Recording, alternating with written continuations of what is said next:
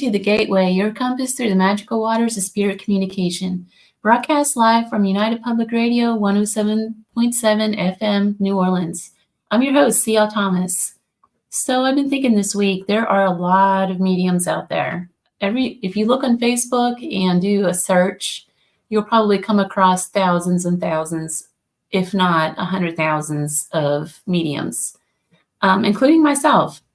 But what I feel like really sets the true mediums out there apart from those who are just peddling for expensive candles and hanging shingles and things like that is someone that can actually bring some validation to the client, such as describing someone who is on record for actually having lived.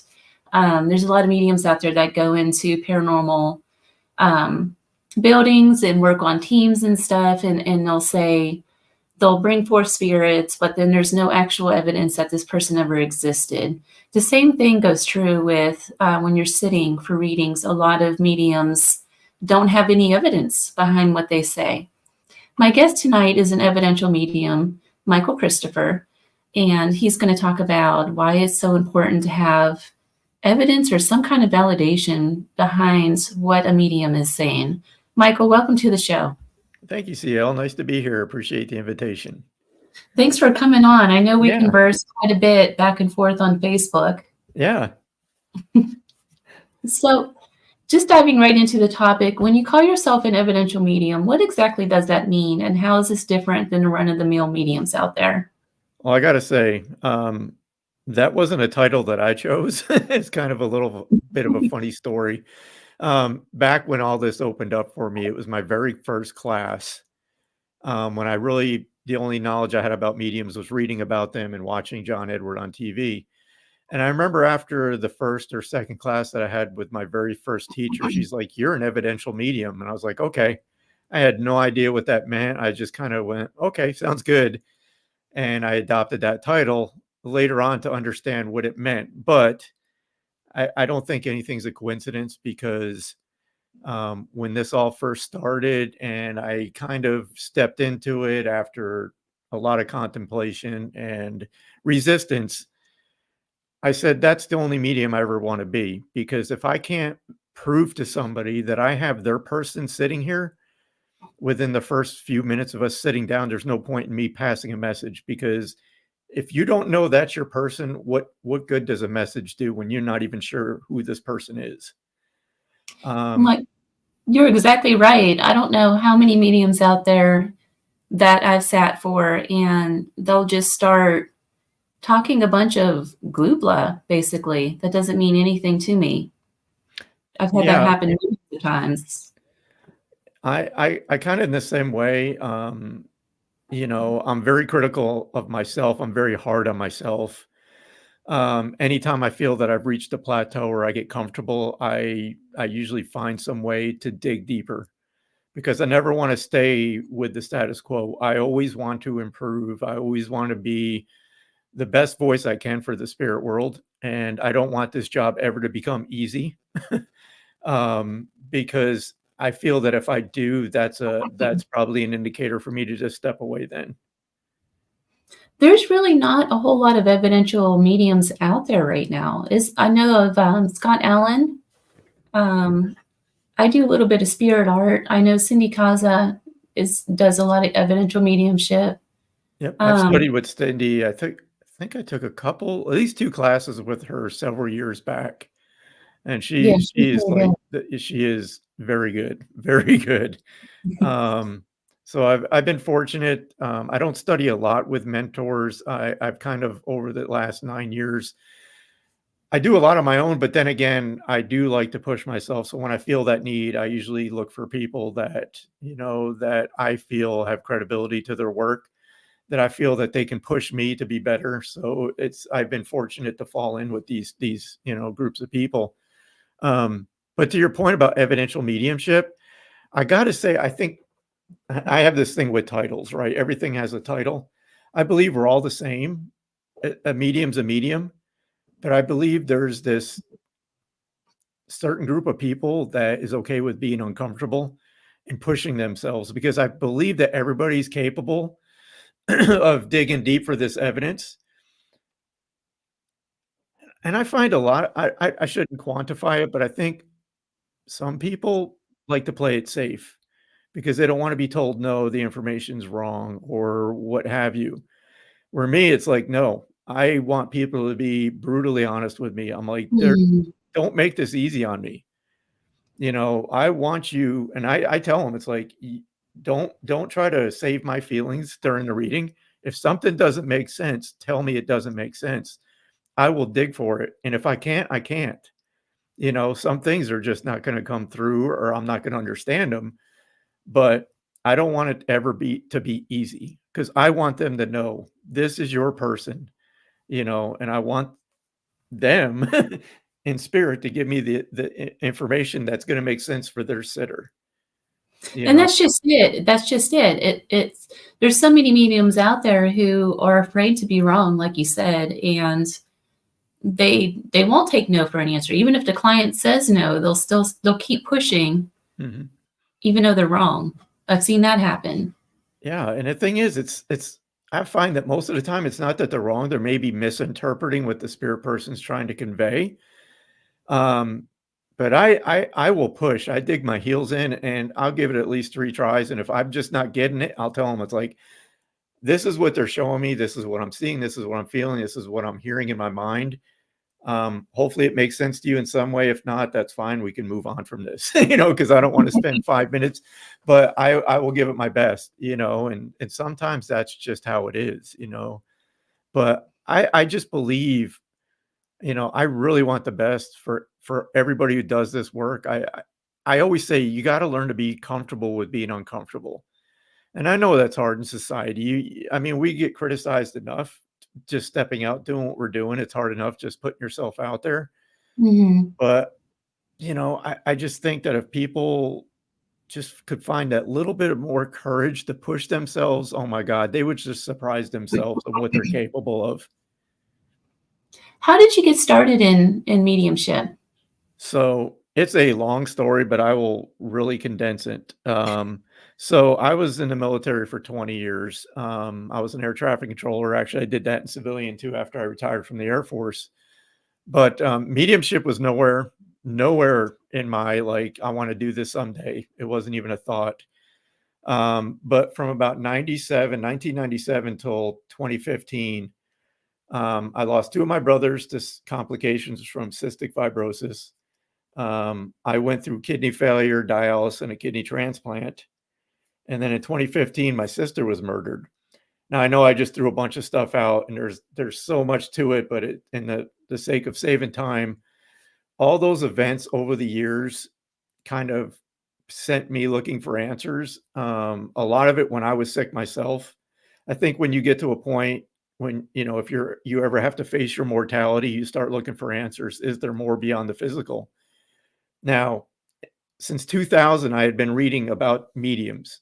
Again, it was just a hobby. It was fascinating. I watched John Edward on TV. Um, I never saw spirits as a kid. I'd never had an experience up until, after my sister passed. But when I was sick, it was like just the idea that we may go on in some way gave me so much comfort that if I didn't pull through and survive what I was going through, it was like I was kind of okay with it because I just felt and knew that there was more. Um, but how I got started, it was after my sister passed. It was probably a couple months after she passed. I had gotten up to go to work one morning, and up until this point, I never had an experience with spirit, never. And I was in my kitchen, and I felt like somebody just walked in the room behind me, and I looked and turned, and nobody was there. I was expecting my wife to be there, and nobody was there. I was like, that was odd. So I go back to doing what I'm doing, and again, I feel this presence. This time in my mind, I saw my sister standing behind me, and I was like, what is going on here? So in my mind, I see her standing behind me, and I feel the energy of a person in the room, and I just froze. I was like, what is going on? And in my mind, I see my sister walk up behind me. She kind of puts her arms around me and puts her head on my shoulder. Now, again, I'm seeing this in my mind as I'm feeling the energy from it, and I just freaked out because I'm like, "What is happening?" And probably a few seconds later that it kind of dissipated, the thought, the feeling, it just went away. And it was probably a couple weeks before I even spoke of it. Again, I'm really condensing how this all started, but I reached out to a psychic, which I had never done before, to work on her case because there was no answers. And during working with these couple ladies that I met, I just have one more experience while I was talking with one of them. As we're talking, I kept hearing this voice in my head say, it was like, tell her it's Jim. So I'm hearing this thought in my mind. I'm like, what is going on? I heard it one more time, ignored it. Third time, I asked my friend, I'm like, I'm hearing this voice in my head and it's saying, tell her it's Jim. I passed the cancer. And she's like, that's my father. And I was like, what? And she goes, you're a medium. I'm like, no, I'm not. We had this debate for about 5-10 minutes. And that kind of started things. She's like, you should take this class just just out of curiosity. I was like, okay, not thinking anything of it. And I did. And this class just opened the doors for me because it kind of put in my mind what a medium is as opposed to what I thought they were. I thought mediums all of them saw spirit like they saw people, and physically they heard them physically. So again, in my mind, that's what I thought a medium was. But when I found out most of us, it's internal and how everything works, it's like pieces started falling into place. And again, I just started out of curiosity, not intending to do this work. But I was like, all right, let's see a little more. So I took another class and I was like, interesting. Started playing around with it a little bit. And just one thing led to another, and it kind of put me on this path. And that's really a condensed version of it. I can talk forever. I'm Italian and Irish. I can just talk and talk and talk. So Italian and Irish. I could tell by your name, Michael Christopher. Do you work with a spirit guide at all? No, I don't. From the beginning, I always work directly with the spirit person coming through. I don't rely on my guides for anything. It's me and them. So that's just me. I've never relied on them. I know they're there. Occasionally I'll be like, dude, what are they trying to sell it? Because I'm not getting it, so maybe once or twice I've said, I'm just not getting this. What the hell's going on right now? It's interesting because so many mediums work in different ways. Yeah. Some do have spirit guides. I think Scott Allen has a spirit guide. Yeah. I mean, mine are there, but I just don't use them to communicate with spirit. Mm-hmm. Yeah. Yeah. I don't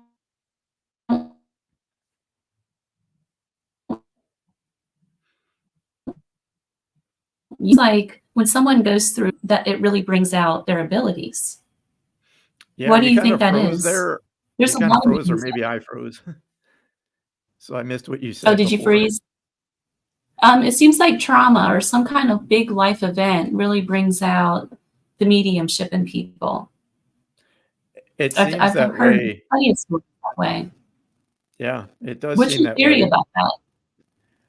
You know, my theory about us as beings, I believe we're spirit. We come here to experience the physical world to develop our soul, and I believe that's our true home. I believe this is temporary. So my thought, and I do a lot of contemplation. I'll sit in my room and just stare at the wall and just have these deep thoughts about everything, and what makes sense to me and what kind of doesn't make sense to me. But one of the things I believe is that, we all have this ability. We all have this ability. There's no doubt in my mind.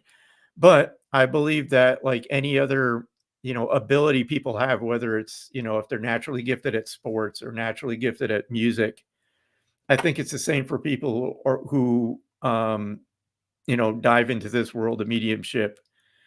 Some people just catch on and it just comes naturally. We all have to work on it. It's not like, once we determine we're a medium, it's like, nope, don't need to learn anything else. But I believe things just maybe come to us a little bit quicker and make a little bit more sense. And I never want to say easier, but it just comes more natural. And then there's others that could want this more than anything. And everybody has the ability to communicate with their family and friends. But I think it's just like anything else in life. You may get to a point where, That's as far as like you can take this. And I've met many of mediums that they get to a certain point and they just can't push past, you know, point B, if you will. They can Mhm. communicate with their friends and family, but when they try to do this for others, it just doesn't work or whatever the case.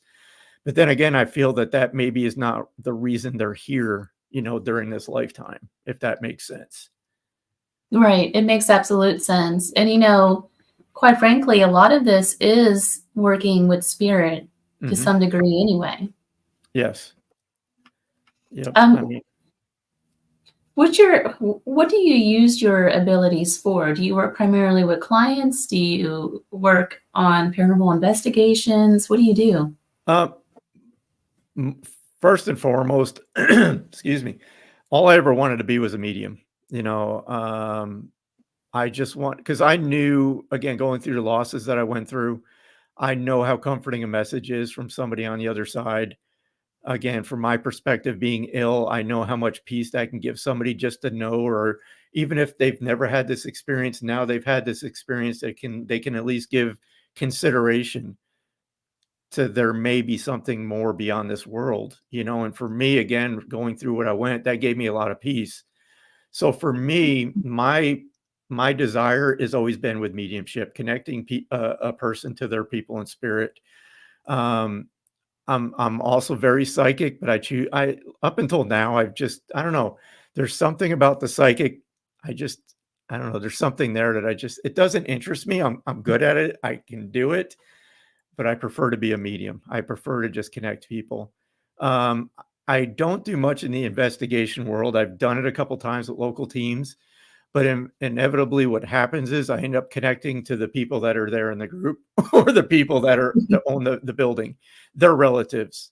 That's who's there. Because my theory is, you know, that's who's going to want to connect. I'm going to connect with people that want to connect with the living.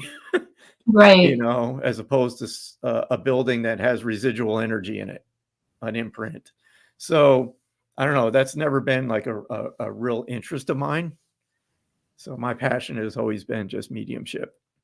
Do you And do galleries? I do. And I'm kind of one of those weird people. I started doing galleries literally a couple months after I even understood that I was a medium. There was something. I have a habit of getting myself in these situations by people just asking me to do something. I'm like, sure, why not? So that's how that started. But I did my first gallery, not knowing anything about what I was going to do. But the audience knew. It's like, look, you're helping me. This is what I want to do. This is what I'm attempting to learn.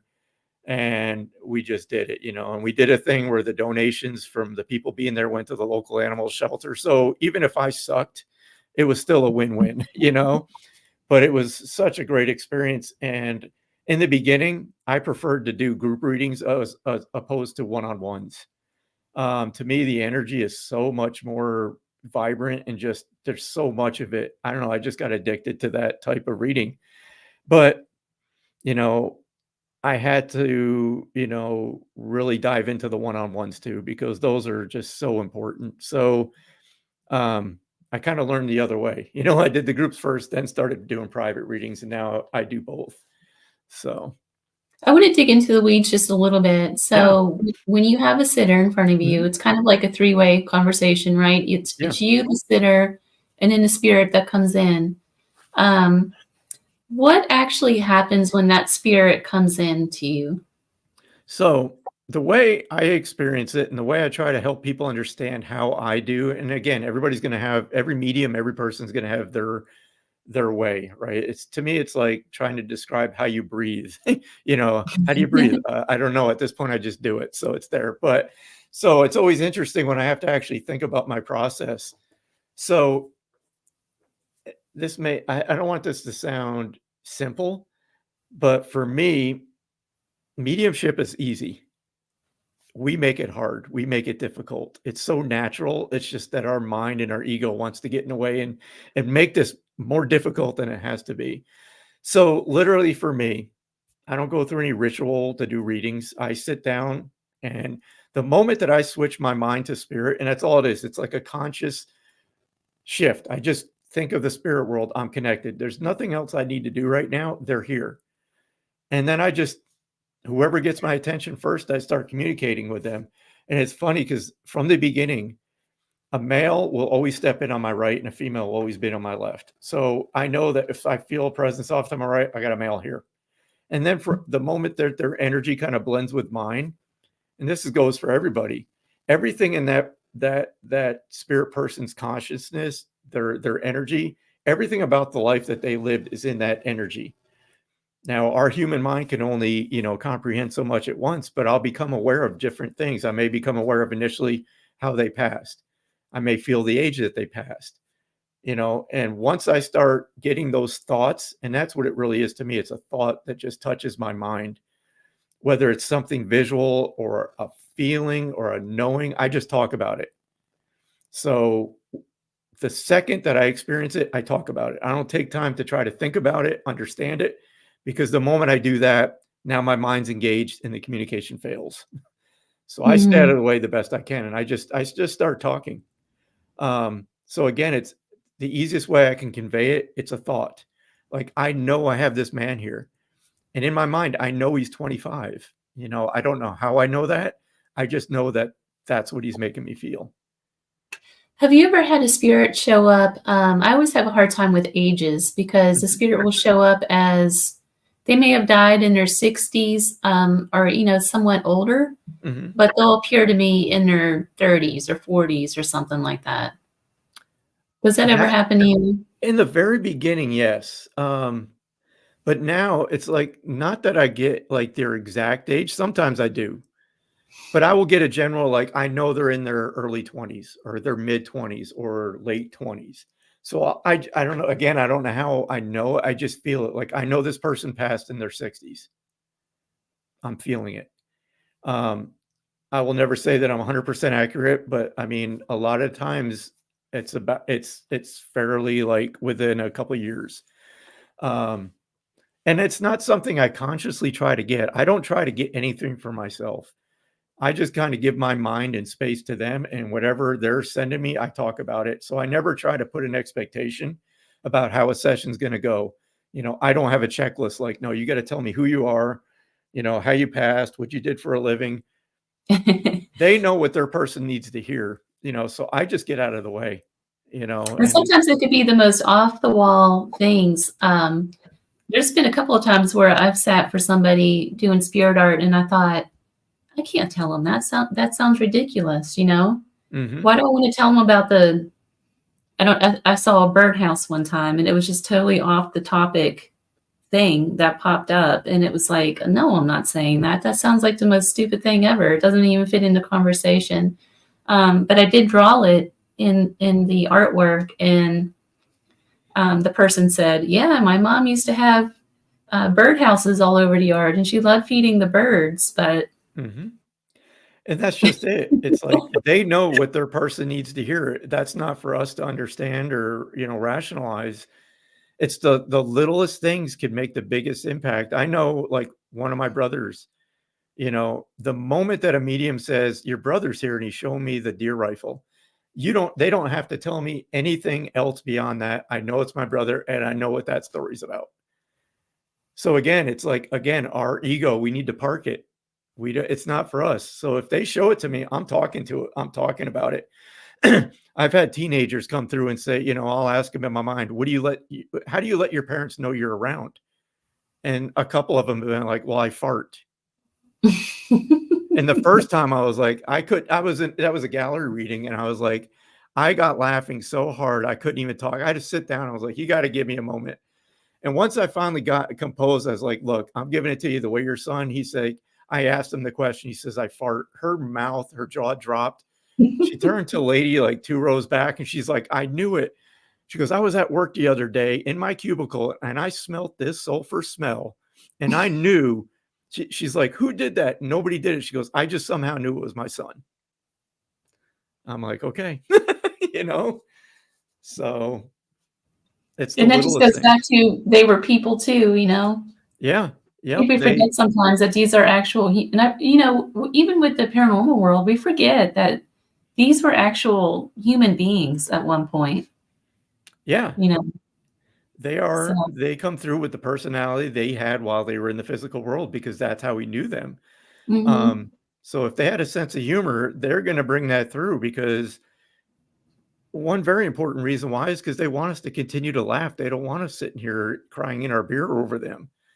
They want us to live our life. It's hard when we go through that loss, but, that's something that comes up in, a lot of readings is how can we honor them?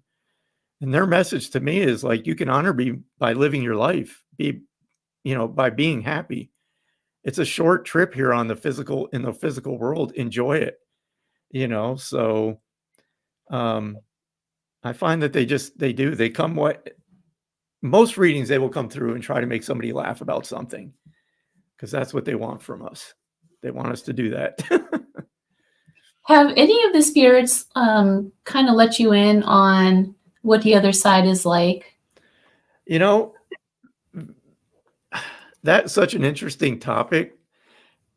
And, I've read a lot of books on it. So I have an idea of what other mediums have experienced in a lot of regression therapists, what they've gained from their clients under hypnosis about the other side.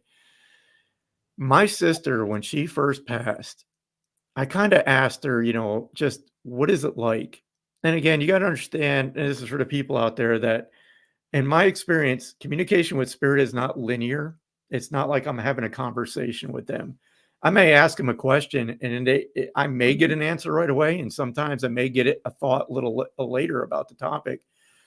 But I remember her giving me this thought that she lives in what we consider like apartment buildings because she likes that communal space. And I was like, interesting. So it's very brief things that I've personally experienced, but I believe there's a reason for that. And this is just my theory. You know, that's again, my belief is that's a place that we came from and that we're going to go back to. And I believe while we're here, there's a reason why we have this amnesia, they call it, that we don't remember. Is because we're supposed to be here and we're supposed to be experiencing the physical world and not worrying about that place. So it kind of makes sense, that at least my experience, I haven't been told a whole lot about the other side. I do remember one of the guys that I served with, he passed away shortly after we retired. And I had a dream visit by him. And I have very few visitations, but he came through. And I still remember to this day, he was trying to explain to me how it is over there. And he was trying to explain it like using levels and colors. And I was just like, I could not wrap my mind around what he was telling me, but I think he was trying to convey that it's just different vibrations, you know, level of consciousness and all this other. I'm like, whoa, okay. That's too much for my small little human mind to comprehend right now. But it So makes sense. it does make sense. I had a friend that passed away probably about 13 years ago now, and um, he showed me that he was staying in like a dorm, and it was like a resting place, and I guess he was being trained to do something else. I don't know what it was, but Mhm. it was an actual like dormitory kind of thing Interesting. that he was staying in. It Um, was very interesting. have you But ever read the books by Dr. Michael Newton? I I think have one of us not, broke but up I a little have bit. heard of his name. Okay. Journey of Souls and Destiny of Souls are like two of my favorite books. But he was a regression therapist from the 70s. And briefly, I'll just tell you, he stumbled on these past life regressions through his work. And he wrote a series of books that it's mind-blowing. Um, it's basically what he does is he would regress these people to their most previous life. And I actually had one of these sessions about 10 years ago. But you go under hypnosis, and I had never been hypnotized, so I didn't know what it was like, but you're completely conscious. I was fully aware of what was going on. It's almost like channeling spirit. You're kind of in that just hazy daydream state, but the things that come through are what you're experiencing. But what he would do is regresses you into your previous life, walks you through the passing of that, and then he stops in the middle and you kind of get to visit the afterlife. It's wild. So again, these books, they just opened my eyes to a lot of like theories and thoughts of things that I had a hunch about. And through his research, kind of some of them are confirmed that, we do live lives over there. It's as real it is as it is to us here on Earth. So, to your point of asking what it's like, I just feel that we do have, a life. We do things. We're not just floating around on clouds up there. Yeah, it's a little more than just playing a harp on a cloud But that would be for so all of boring. eternity. A lot of people believe that though, that's what they're going to do. They're going to go and play Yeah. harps for all of eternity. Not me, man. My cabin in the lake on the, it's already there. I know that's where I'm going as soon as it's like I'm going on vacation after this nonsense. Have you seen that movie What Dreams May Come No, with no. Robin Williams? I have heard of it. And now I got to definitely, what is it called again? What Dreams May Come. I got to It's watch a that now. I've heard Robin it. Williams plays I think he's a physician in the movie, and his wife is an artist and she paints. And he ends up passing away. The two kids pass away first from a car accident, and then he ends up passing away from a car accident. And she ends up committing suicide. But in the spirit world, he tries to find her. It's a really good movie. It's the point of it is that we kind of create our own eternity, basically. Like you see her paintings, and he's running through her paintings and stuff like that. It's really neat. It's a really fun film. Courtney says it's an amazing movie. It really is. Courtney? Yeah, it is. And it makes so much sense though about, because that's what my theory is too. It's a world of thought. So you create, Mm-hmm. you hear people talk about manifestation here in the physical, where over there it's like instant. You don't have, it's like not this process that we have to go through here. If we want to live in an apartment complex, we have that thought and there it is, and it's as real as it is here is what, I've read in books and other mediums have talked about. And then when you get bored with that, it's kind of like you can put the eraser over it and try something else, so it's a world of thought. And I've Here's heard, kind of a strange question. When you go and there's like centuries and centuries and centuries of spirits of people who have lived and died. Mhm. Do they kind of get overlapped sometimes when you go into like a haunted space that, like say you went to a haunted castle or something that has like 400 years of history there? Mhm. Do you ever have the issue of overlapping histories with the spirit world? Yeah, again, my experience with that is so limited, but what I have experienced is, I can pick up on the residual energy of a building and like what has happened in that building, during its existence. I can't say that I've ever communicated with a spirit, you know, during that time, but my theory on that is too is this is digging deep here. So this is just a theory. But again, we're living more lives as a soul than just this one. Because and I think this may parallel what you're asking, but I've been asked too in sessions like if like my sister and my brothers who passed before me. So they're there. What happens when I pass and say they've chose to incarnate? Are they going to be there when I get back?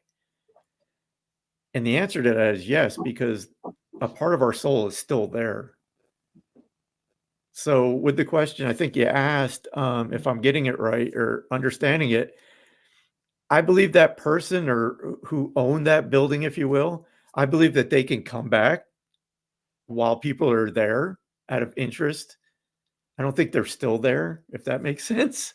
Yeah, Um, because it's that building that's the connection. yeah.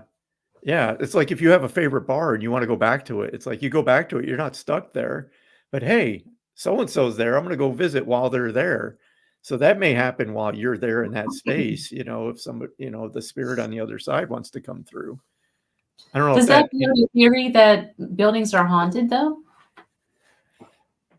and see, this is so out of my wheelhouse, but I have a theory on that too, like, what is actually haunted? Is it the energy that's just contained in that building because of the circumstances that happened in that space? Because my theory is, I hear a lot of people talk about trapped spirits, and I've put a lot of time into thinking about that, and I'm like, my mind will not let me comprehend how that's even possible Yeah, because I believe that's because of true. this. Spirits can come and go. You know, I just don't fall into that theory of understanding how people could think that somebody's trapped in a space because energy can't be trapped. So I don't know. Again, I don't have that much experience with it, but the thought that I've given it, it's just I don't know. There's a lot to be said about what's actually a haunting. You know, is there a spirit there that actually stays there all the time? Or is it the energy that we're picking up because people are there and again they want to come visit while people are there? Is that what they're picking up? So I don't know. I don't know. It's an interesting thought because I kind of feel like a lot of it might be, especially when it's a famous haunted place and you Hmm. have paranormal team after paranormal team going in there and doing investigations, looking for spirits and things. Yeah. Who's to say it's not their own energy bringing Or forth spirits? yeah, or their family or friends on the other side that are coming with them to visit while they're there because now they're open to it. Right. Most people they're not open to this when they're going about their day. And mediumship and everything about it goes with intention. So your family and friends know that you're going to this location and you're looking to communicate. So it's like, why wouldn't they be there? It's like, hey, they're actually open to this now. Let's go there. So again, um, that's just my thoughts on it. That is it the people that they're connected to that they're actually picking up on? That's You a really know, interesting point. yeah, I want to change the topic just a little bit to skeptics. yeah. How do you handle skeptics? I love skeptics, and I'm not just saying that. I encourage all my clients. I'm like, I want you to be a skeptic. I am a skeptic. I had to prove this to myself before I even thought about doing this work. So I tell them, it's like, I want you to dig. I don't want you just going to mediums without doing research. I'm like, you need to be you need to exercise discernment. You need to get a gut feeling on a person, just like anything else. If you see my beautiful face on an internet, do you feel connected to come sit with me for a session? Or if you look at my picture and go, yuck, who the hell's that? Run, because that's just how it is. But I believe I want everybody to have a healthy level of skepticism because it's needed. Cynicism, on the other hand, that's a whole nother topic.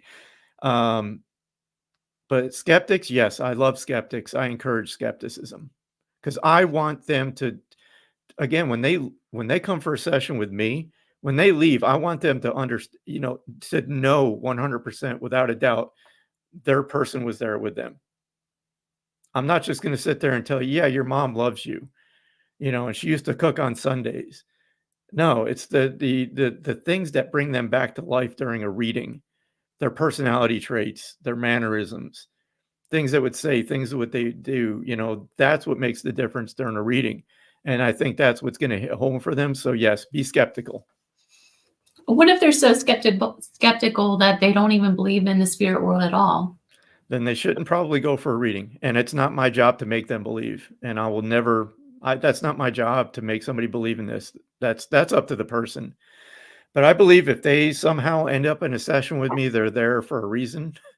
Um, I would hope it's not just to challenge me because one, they just lost out on their money because I will not put up with, rude behavior. um, Right. so again, I don't waste my time with people that are just dead set, like skeptic. I'm not gonna, I won't waste my time with people like that, if that What makes are sense. what are some of the transformations that you have seen from your clients? Oh my goodness. It's just amazing.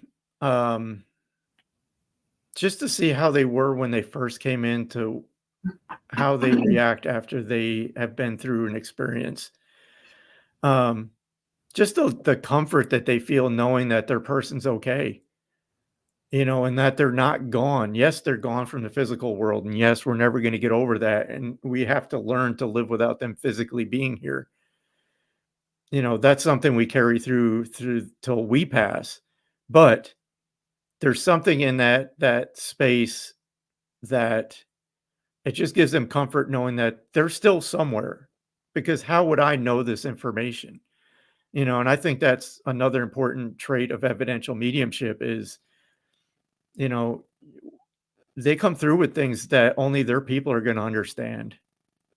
And again, I mean, there's so many different things that I've, experienced just from a reading, but just the joy that they feel.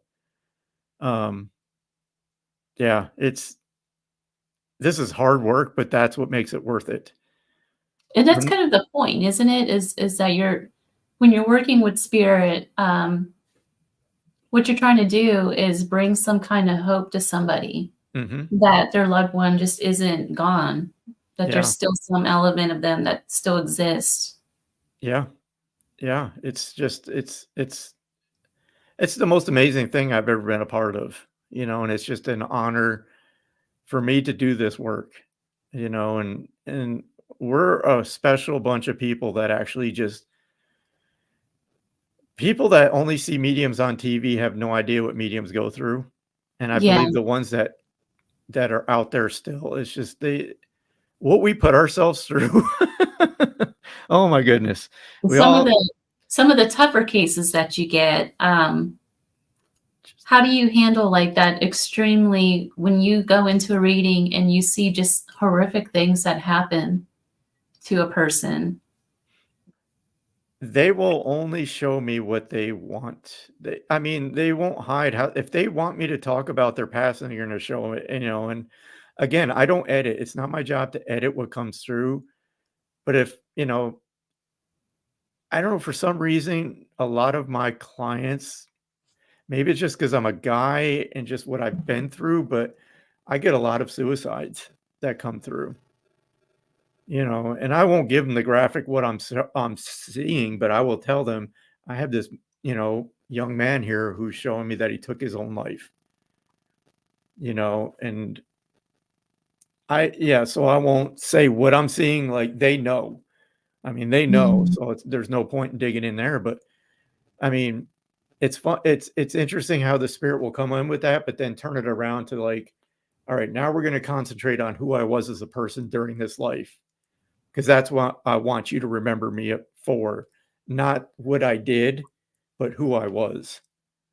So a lot of times it may start out that way, but they kinda bring it around to, they want again, they somehow they transform that person into smiling when you think of them now. How do you, as a medium, kind of I guess I get this question a lot, and I never Mhm. know how to answer it. Yeah, Um, how do you close that off from your everyday life? I don't think about it. When I am not working, I don't think about this stuff. I am not one of those people that go around and think about mediumship and, "Oh, I should give this person a message in the store," or no. It's a discipline, it is, and, I do teach every now and then, but that's the one thing that I harp on is, like, you have to have a discipline with this. You have to have a boundary with this. You know, when I am not sitting down to do a session, I'm not working. I'm not even thinking about the spirit world, and that's how I go about it. When I'm done with the session, I leave it there. I used to lament about them and, "Oh, I should have reached a little further into the evidence," or blah, blah, blah. It's like, no, I believe in spirit. I believe that the person got exactly what they needed to get during that session. And I just have to be okay with leaving it there. And I can't like just constantly think about, oh, I could have did this or I should have. No, it's done. It's over. It's in the books. Walk away. Close off. So you're not carrying around those feelings with you all No, day long, nope. And it's because you again, hear a it's a lot of discipline. mediums out there that do that. What's that? You hear a lot of people that will say that they're carrying that stuff around. I've done that before. Yeah, it took work. I mean, it does take work. It's not an easy process, but for your own sanity, it's like we have to get to that point where, it's work's work and not work is not work, and I just really have to be disciplined about that I don't allow myself to even think about it when I'm not working. Um, How yeah. has working with spirit changed your outlook on life? Well, first and foremost, I don't fear death.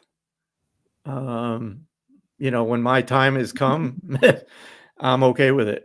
Hopefully I'm fortunate enough to go out a nice quiet passing in my sleep, but I know when the moment comes, it's there and it's inevitable. And going through my illness again, I had to face it, 14 years ago. And from that day forward, it's like I should have been gone 14 years ago, so every day past that point is a bonus. But I think doing this work not only gives me peace, but again, the people that I have the privilege of sitting with, hopefully that they can, find an inner peace knowing that this is not the end of the line. This is just a brief passover to our true existence, so that's my biggie, if you want to say. Have you ever worked on any crime scenes or anything like that for missing persons? I did early on when I was just exploring different avenues of this work, and I think it takes a special person and it takes a special skill set and a lot of training because I do know people that do it. And I think this is maybe a side little tangent, but I think we all get lumped into these categories. We're a medium. Oh, you do this and you do this. No, I don't do Yeah. that and that and that. There's specialties within this career or this field, and I think just like anything else, I think people are pulled if they're somehow in their soul, that's what they're meant to do. They kind of get pulled into that area and they work in that area. Um, but it's very involved from, what I've heard from people that do it. So What do you how do you what is your opinion on how important training is for mediumship? I think it's critical. Um, so many reasons, but one, just to know you're not alone in what you're feeling. Very early on, I can remember feeling like isolated and I felt like, I don't know, burned out and all these other emotions that come with doing this work. And when you're alone and you have nobody to talk with, you just think you're losing your mind. So when I was fortunate enough to get into classes and interact with other people to understand that they go through the same things. So that's one aspect of training and development, that you learn that you're not alone with what you're experiencing. But I believe that getting the right teacher from the beginning, um, to give you a good foundation to build upon, I think it's critical. I think it's critical to have a roadmap forward. Now, I always say, do not try to emulate your teacher or duplicate what they're doing. That person already exists. Any Mhm. class that you take, I believe you take the tools that you've taught and what resonates with you and works for you, take it and apply it to your own methods. But you got to develop yourself and do things your way. That's key. And I think that's what a lot of people need to be teaching. They need to teach people that it's like, don't try to emulate your teacher. I'm going to share my experience with you. Take what works and apply it to your own work. So again, I think a good foundation is critical. If somebody out there is listening and they really want to explore mediumship and learn more about it and kind of develop their own abilities, what would Mhm. you recommend for them? Um, again, you use your gut, use your intuition that you have, and search out a teacher that resonates with you. Just like mediums, like you said in the beginning, we're everywhere.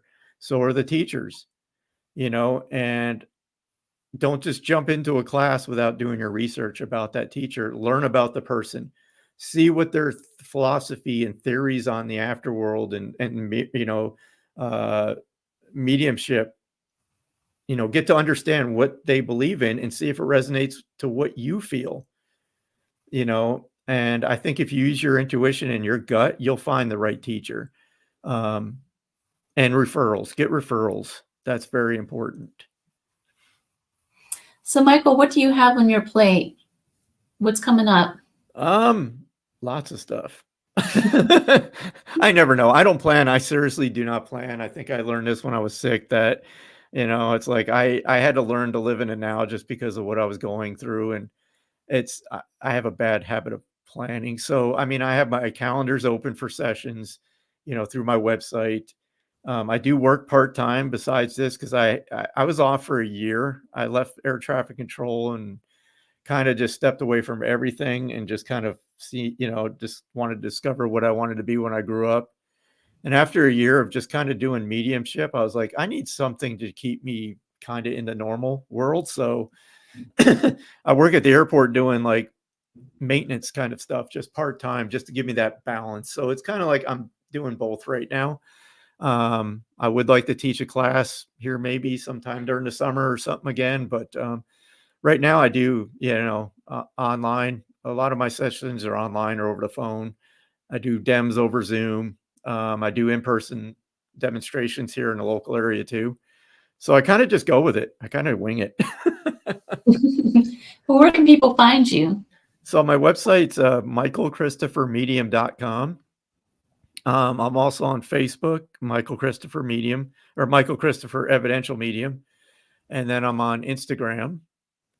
I do have a YouTube channel that I largely ignore. I really haven't done much with it. I was on TikTok for a few months and I was like, no, I got to get away from this. That place is crazy. What, you didn't like the teenagers dancing and everything? Oh my God. I was doing live readings on there and it was just overwhelming. I mean, I was having like 300-400 people during my lives and I'm like, this is insane. Wow. So, that is insane. But I mean, it's a good energy. It's just, to me, it's just overwhelming. I don't know, there was something about it. I was like, this is not my speed. So I kind of walked away from TikTok. Well, Michael, it was really nice having you on the show and meeting you in person. Thank you. It was an honor being here. I appreciate the invitation. I truly do. I definitely I'm going to have you back on too. So Oh, I'd love that. Thank you so much for having come on and shared your story. Oh, my pleasure. You've been listening to The Gateway, your portal to the unexplained, the mystical, and the otherworldly, broadcast live from United Public Radio Network, 107.7 FM, New Orleans. You can follow me on social media and find out the latest of what I'm doing at www.clthomas.org. Until next time.